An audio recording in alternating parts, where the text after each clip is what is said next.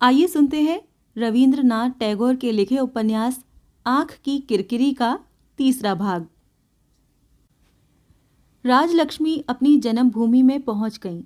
तय था कि बिहारी उन्हें पहुंचाकर लौट आएगा, किंतु वहां की अवस्था देखकर वो लौट न सका। राजलक्ष्मी के मायके में सिर्फ दो एक अति वृद्धा विधवा जीवित थीं। चारों ओर घना जंगल और बांस के झाड़ थे। तालाब का पानी हरा हो चुका था और दिन दोपहर को सियार बोला करते थे, जिससे राजलक्ष्मी का चित्त उद्भ्रांत हो उठता था। बिहारी ने कहा, माँ, है तो ये जन्मभूमि ही, पर इसे स्वर्गदपी गरियसी हरगिज नहीं कहा जा सकता। चलो अब कलकत्ते चलो, यहाँ तुम्हें अकेले छोड़ जाना अधर्म है। मुझसे ये हरगिज न होगा। राजलक्ष्मी का भी जी उकता गया था। इतने में विनोदिनी आ गई और उससे राजलक्ष्मी को सहारा मिल गया और साथ ही विनोदिनी को भी आश्रय मिल गया। विनोदिनी का परिचय शुरू में ही दिया जा चुका है। किसी समय महेंद्र और उसके अभाव में बिहारी के साथ उसके ब्याह की बात चली थी। विधाता के विधानानुसार जिसके साथ उसका शुभ विवाह हुआ था, उस आदमी की समस्त अंतेंद्रियों में ताप तिल्ली ही थी सबसे प्रबल, और उसके अति भार के कारण ही वो अधिक दिन तक जीवन धारण न कर सका। उसकी मृत्यु के बाद विनोदिनी जंगल में एकमात्र उद्यान लता की तरह इस निरानंद गांव में मरी हुई सी जिंदगी के दिन काट रही थी। आज उस अनाथा ने आकर बड़ी भक्ति से अपनी फुफिया सास राजलक्ष्मी के पांव लगे और उनकी सेवा में आत्मसमर्पण कर दिया। सेवा इसी का नाम है। एक क्षण के लिए भी आलस नहीं। कैसा साफ सुथरा काम है, कैसी उम्दा रसोई बनाती है, और बोली कितनी मीठी है। राजलक्ष्मी कहती, अबेर हो गई है बेटी, अब कुछ खा पी भी लो। भला वो कब सुनने वाली। पंखे से हवा करते करते जब तक सास को सुला नहीं देती, तब तक उठने का नाम नहीं लेती। राजलक्ष्मी कहती, ऐसा करने से तो तुम बीमार पड़ जाओगी बेटी। विनोदिनी अपने प्रति अत्यंत उपेक्षा और तुच्छता का भाव दिखाकर कहती, हम लोगों का दुख का शरीर ठहरा बुआ जी, बीमारी कभी भूल से भी नहीं फटकती हमारे पास। और फिर तुम कितने दिन बाद तो आई हो यहाँ। तुम्हारी सेवा के लिए है ही क्या यहाँ जिससे सेवा कर सकूं। बिहारी 2 ही 4 दिन में गांव का मुरब्बी मुखिया बन गया। उसके पास कोई दवा पूछने आता तो कोई मुकदमे के बारे में सलाह ले जाता, कोई अपने लड़के को किसी बड़े ऑफिस में नौकरी दिलाने की प्रार्थना करता, तो कोई उससे दरख्वास्त ही लिखा ले जाता। वयोवृद्धों की ताश शतरंज सभा से लेकर बागदियों की ताड़ी पान सभा तक सर्वत्र वो अपना सकौतुक कुतूहल और स्वाभाविक सहृदयता लिए हुए विचरण करने लगा। कोई उसे गैर नहीं समझता, बल्कि सभी उसका सम्मान करते हैं। विनोदिनी भी अंतःपुर के अंतराल में कुठौर में पड़े इस कलकत्ते के युवक के निर्वासन दंड को यथासाध्य हल्का करने की कोशिश करती रहती। बिहारी हर बार जब गांव में घूम फिर कर घर आता तो देखता कि किसी ने उसके कमरे को खूब अच्छी तरह झाड़ बुहार कर साफ सुथरा कर रखा है। एक ग्लास में 2-4 तरह के फूलों का गुलदस्ता बनाकर सजा रखा है और उसके बिस्तर के पास ही बंकिम चंद्र और दीन बंधु की ग्रंथावली सजा कर रख दी है। प्रत्येक जिल्द के भीतर विनोदिनी नाम लिखा हुआ है। हस्ताक्षर स्त्रियों जैसे हैं, किंतु लिखावट पक्की है। गवई गांव के प्रचलित अतिथि सत्कार के साथ इस आतिथ्य में जरा कुछ विशेषता है। बिहारी जब विनोदिनी का उल्लेख करके प्रशंसा करने लगता, तब राजलक्ष्मी कहती, ऐसी लड़की की तुम लोगों ने बिल्कुल ही उपेक्षा कर दी। मुझे दुख तो इसी बात का है। बिहारी हंस कर कहता, अच्छा नहीं किया माँ, हम लोग ठगाए गए, पर ब्याह न करके ठगाना अच्छा। ब्याह करके ठगाए जाने में बड़ी मुसीबत होती है। राजलक्ष्मी बार बार यही सोचने लगी कि आहा, ये लड़की मेरी बहू हो सकती थी, हुई क्यों नहीं। राजलक्ष्मी के कलकत्ते जाने की बात छिड़ती तो विनोदिनी की आंखों में आंसू भर आते। वो कहती, बुआ जी, तुम 2 दिन के लिए आई ही क्यों थी। जब तुम्हें मैं जानती न थी तब तो किसी न किसी तरह दिन कट जाते थे, पर अब तुम्हारे बगैर मुझसे कैसे रहा जाएगा।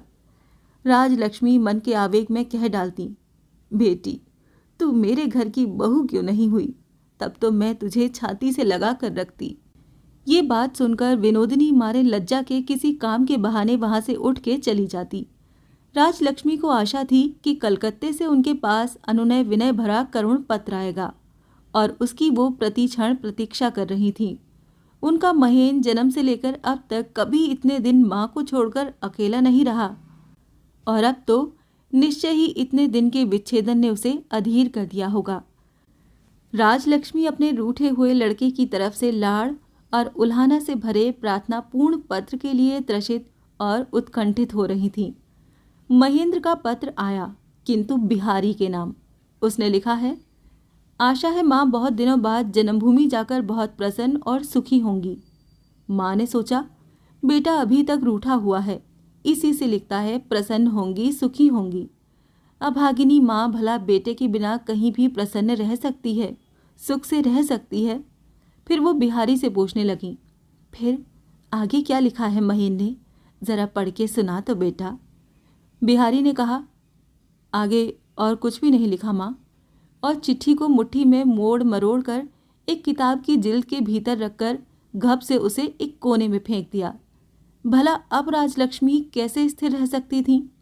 वो सोचने लगी, अवश्य ही महेंद्र अभी तक उनसे गुस्सा है और गुस्से में आकर चिट्ठी में ऐसी बात लिखी होंगी जिन्हें बिहारी पढ़कर सुनाने में संकोच कर रहा है। बछड़ा जैसे गाय के थन में हुड्ड मार मार कर वात्सल्य का संचार करके दूध उतारता है, महेंद्र के गुस्से ने ठीक वैसे ही राजलक्ष्मी को चोट पहुंचाकर उनके रुके हुए वात्सल्य को उत्सारित कर दिया। उन्होंने महेंद्र को क्षमा कर दिया। कहने लगी, अच्छा है, महेंद्र बहू को लेकर शांति से रह रहा है, रहने दो, जैसे भी रहे सुखी रहना चाहिए। बहू के बारे में अब मैं कुछ नहीं बोलूँगी, मैं उसे कष्ट थोड़े ही देना चाहती हूँ। देखो तो भला, जो माँ उसे घड़ी भर के लिए कभी भी अपने से अलग नहीं रख सकती थी, वो माँ इतनी दूर चली आई तो क्यों नहीं उसे गुस्सा आएगा। कहते कहते राजलक्ष्मी की आंखों में आंसू भर आए। उस दिन राजलक्ष्मी बिहारी से बार बार कहने लगी, जाओ बेटा, तुम नहा धो लो, यहाँ तुम्हारा रहन सहन बड़ा अनियमित हो गया है। किंतु बिहारी को उस दिन नहाने खाने की प्रवृत्ति ही नहीं हुई। उसने कहा, माँ, मुझ जैसे अभागे अनियम में ही ठीक रहते हैं। राजलक्ष्मी ने जोर देकर कहा, नहीं बेटा, तुम उठो, जाओ नहा धोकर खा पी लो, फिर जी में आए सो करना। सैकड़ों बार अनुरोध किए जाने पर बिहारी को आखिर उठना ही पड़ा। उसके बाहर जाते ही राजलक्ष्मी ने जल्दी से जिल्द में से महेंद्र की खोई हुई चिट्ठी निकाल ली। विनोदिनी के हाथ में चिट्ठी देते हुए उन्होंने कहा, देखो तो बेटी, महेंद्र ने बिहारी को क्या लिखा है। विनोदिनी पढ़कर सुनाने लगी। महेंद्र ने शुरू में माँ के विषय में लिखा था, किंतु बहुत ही थोड़ा। बिहारी ने जितना सुनाया था उससे ज्यादा कुछ नहीं। उसके बाद ही आशा की बातें लिखी हैं। महेंद्र ने रस, रंग, हास्य, रहस्य और पुलक आनंद के नशे में उन्मत्त होकर चिट्ठी लिखी है। विनोदिनी थोड़ा सा सुनाकर मारे लज्जा के रुक गई। बोली, बुआ जी, अब आगे सुनकर क्या करोगी? राजलक्ष्मी के स्नेह से व्यग्र चेहरे का भाव क्षण में बदलकर पत्थर सा कठिन होकर मानो जम गया। कुछ देर वो चुप रहीं, फिर बोली, रहने दे। इतना कहकर वो चिट्ठी वापस बगैर लिए ही चली गई।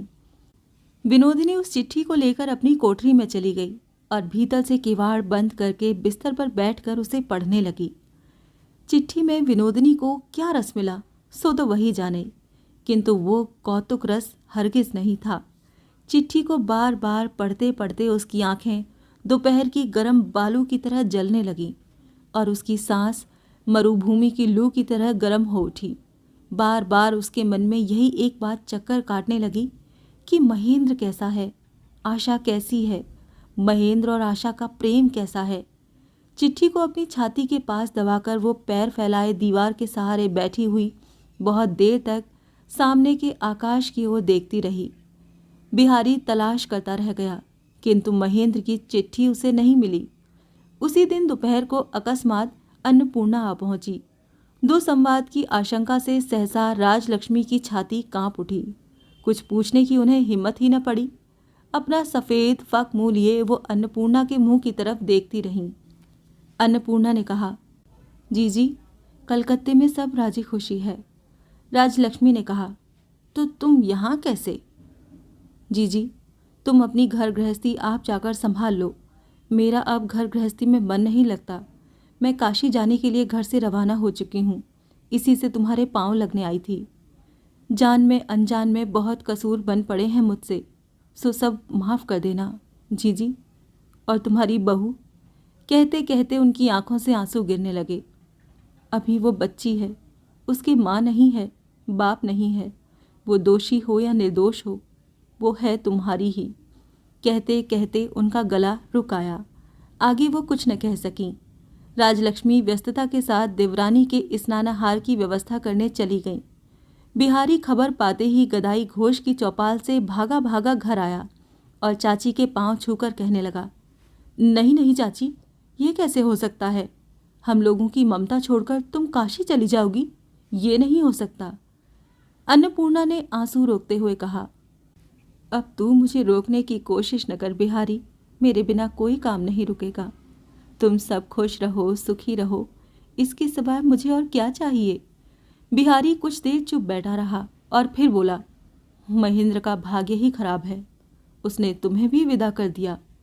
अन्नपूर्णा ने चौंक कर कहा, ऐसी बात मुंह से न निकाल बिहारी, महेंद्र से मैं जरा भी नाराज नहीं। मेरे बिना हटे घर की भलाई नहीं होगी, इसी से मैंने काशी जाना तय किया है। बिहारी दूर आकाश की तरफ देखता हुआ चुपचाप बैठा रहा। अन्नपूर्णा ने अपने आंचल से 2 सोने के भारी कड़े खोलते हुए कहा, बेटा, ये कड़े तुम अपने पास रखो। जब तुम्हारी बहू आए तब मेरी तरफ से आशीर्वाद में उसे पहना देना। बिहारी कड़ों को माथे से लगाकर अपने उमड़ते हुए आंसुओं को रोकने के लिए बगल के कमरे में चला गया। विदा होते समय अन्नपूर्णा ने कहा, बिहारी बेटा, तुम मेरे महेंद्र की और आशा की संभाल करते रहना। और फिर राजलक्ष्मी के पास जाकर उनके हाथ में एक कागज़ देती हुई बोली, ससुर जी की संपत्ति में मेरा जो हिस्सा है उसे मैं इस दान पात्र में महेंद्र को दिए जाती हूँ। मुझे तुम महीने महीने सिर्फ 15 रुपये भिजवा दिया करना। इतना कहकर अन्नपूर्णा ने जिठानी के पाँव से माथा छुआकर प्रणाम किया और पाँव की धूल माथे से लगाई और फिर काशी के लिए विदा हो गई। आशा को एक तरह का डर सा बैठ गया। ये क्या हुआ? माँ चली गई, मौसी चली गई। उन लोगों का सुख मानो सभी को बाहर निकाल रहा है। अब शायद उसकी खुद की भागने की बारी है। परित्यक्त शून्य घर गृहस्थी में दाम्पत्य की नई प्रेम लीला उसे कैसी तो असंगत सी मालूम होने लगी। गृहस्थिक कठिन कर्तव्य से प्रेम को फूल की तरह तोड़कर अलग कर लेने से फिर वो केवल अपने रस से अपने आप को सजीव नहीं रख सकता। धीरे धीरे वो विमर्श और विकृत होने लगता है। आशा भी मन ही मन अनुभव करने लगी कि उनके अविश्राम मिलन में प्रति क्षण एक तरह की श्रांति और कमजोरी आती जाती है। उनका मिलन मानो अब रह रहकर अपने आप मुरझाता और सूखता जा रहा है। घर गृहस्थी के दृढ़ और प्रशस्त आश्रय के अभाव में उसे खींच पकड़कर खड़ा रखना अब कठिन हो रहा है। कामकाज के भीतर ही यदि प्रेम की जड़ न पनपे तो भोग का विकास भी परिपूर्ण और स्थायी नहीं होता। किंतु महेंद्र ने क्या किया है कि अपने से परामुख समस्त परिवार के विरुद्ध विद्रोह करके अपने प्रेम उत्सव की सारी बत्तियां एक साथ जलाकर अत्यंत समारोह के साथ वो सूने घर के अमंगल में ही मिलन का आनंद मनाने लगा। उसने आशा के मन को जरा कुछ चोट पहुंचाते हुए ही कहा, चुन्नी, आजकल तुम्हें हो क्या गया है? बताओ तो। तुम्हारी मौसी क्या चली गई? सब कुछ चला गया? तुम ऐसी उदास क्यों रहती हो? हमारे तुम्हारे प्रेम में ही क्या सारा प्रेम नहीं समा गया? आशा दुखित होकर सोचा करती, तब तो मेरे प्रेम में ज़रूर कहीं कोई कमी है। मैं तो अक्सर मौसी की ही बात सोचा करती हूँ। सास के चले जाने से मुझे हर दम डर बना रहता है और फिर वो जी जान से इन सब प्रेम के अपराधों को दूर करने का भरसक प्रयत्न करती रहती। अब घर का कामकाज ठीक से नहीं होता। नौकर चाकर काम से जी चुराते हैं। एक दिन नौकरानी तबीयत खराब होने का बहाना बनाकर घर बैठ रही और रसोइया महाराज शराब पीकर लापता हो गए। महेंद्र ने आशा से कहा, बड़ा अच्छा हुआ, आज तो हम तुम दोनों मिलकर रसोई बनाएंगे, बड़ा मजा आएगा। महेंद्र गाड़ी में बैठकर साग तरकारी लेने न्यू मार्केट पहुंचा, जहां अंग्रेजों के बावर्ची लोग सब्जी खरीदते हैं। कौन सी चीज़ कितनी चाहिए और क्या क्या चाहिए ये तो उसे कुछ मालूम ही नहीं था। लिहाजा बहुत सा बोझ लेकर वो बड़े आनंद से घर लौटा और आशा का ये हाल कि वो भी कुछ नहीं जानती थी कि उन चीज़ों का कैसे क्या किया जाता है। नतीजा ये हुआ कि निरीक्षण परीक्षण करते करते ही 2:30-3 बज गए और तरह तरह के अभूतपूर्व आख्यादोत्पादन करके महेंद्र खूब मज़े लेने लगा। किंतु आशा महेंद्र के मज़े में शरीक न हो सकी। उसे अपनी अज्ञता और असमर्थता पर भीतर ही भीतर बड़ी लज्जा हुई और क्षोभ भी हुआ। घर भर में क्या कमरे और क्या बैठक, सर्वत्र चीज वस्तु ऐसी अस्त व्यस्त हो रही है कि काम पड़ने पर कोई भी जरूरी चीज ढूंढे नहीं मिलती। महेंद्र का एक चिकित्सा अस्त्र अकस्मात एक दिन साग तरकारी बनाने का काम देने लगा और बाद में घूरे में जाकर अज्ञातवास करने लगा। और एक दिन देखा गया कि उसकी कॉलेज की नोटबुक चूल्हा सुलगाने के काम में पंखा बनकर चौके में गई तो फिर लौटी ही नहीं। बाद में मालूम हुआ उसने हमेशा के लिए भस्म शैया ग्रहण कर ली है। इतना सब कुछ होते हुए भी मज़ा ये कि इन सब कल्पनातीत व्यवस्था विपर्यंत के महेंद्र की कौतूहल की सीमा न रही। किंतु आशा व्यवस्थित और चिंतित होती रही। उच्च श्रृंखल यथेष्टाचार के स्रोत में सारी घर गृहस्थी को बहाकर उसके साथ हंसते हंसते अपने को भी बहाते जाना बालिका वधू के लिए विभीषिकाजनक मालूम होने लगा। एक दिन शाम को दोनों जने छत वाले बरामदे में बिस्तर बिछाकर बैठे थे। सामने खुली छत है। वर्षा होने के बाद कलकत्ते की दिगंत व्यापी अट्टालिकाएं चांदनी में चमक रही हैं। बगीचे से ढेर के ढेर भीगे हुए मौलसिरी के फूल लाकर आशा सिर झुकाए चुपचाप बैठी माला गूंथ रही है और महेंद्र उसे खींच तान कर रुकावट डालकर प्रतिकूल समालोचना करके व्यर्थ ही लड़ाई मोल लेने की कोशिश कर रहा है। आशा इस अकारण छेड़छाड़ के विरुद्ध प्रतिवाद करने के लिए कुछ कहने को बीच बीच में मुंह खोलना चाहती तो महेंद्र चट से किसी एक कृत्रिम उपाय से आशा का मुंह बंद करके उसके शासन वाक्य को अंकुरावस्था में ही विनष्ट कर देता। इतने में पड़ोसी के घर की पालतू कोयल पिंजड़े में से ही कुहू कुहू बोल उठी। उसी समय महेंद्र और आशा दोनों के दोनों अपने सिर के ऊपर लटकते हुए पिंजड़े की तरफ देखने लगे। उनकी कोयल ने पड़ोस की कोयल की कुहू ध्वनि को कभी भी चुपचाप सहन नहीं किया था, फिर आज ये जवाब क्यों नहीं देती? आशा ने उत्कंठित होकर कहा, कोयल को आज हो क्या गया? महेंद्र ने कहा, तुम्हारी आवाज़ सुनकर शर्मा गई है। आशा ने अनुनय के स्वर में कहा, नहीं, हंसी नहीं, देखो न जरा, क्या हो गया इसे? महेंद्र ने पिंजड़ा उतारा। पिंजड़े का आवरण खोलकर देखा तो कोयल मरी पड़ी है।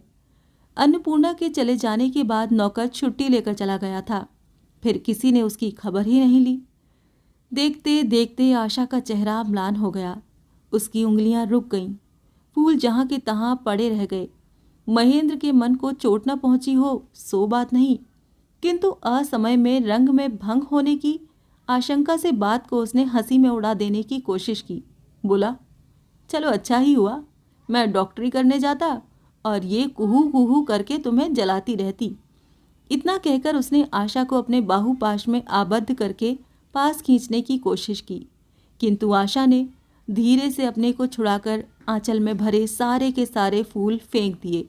बोली, बस अब बहुत हो चुका, छी छी, तुम जल्दी जाओ, माँ को ले आओ। इससे आगे की कहानी जानने के लिए सुनिए आँख की किरकिरी का अगला भाग।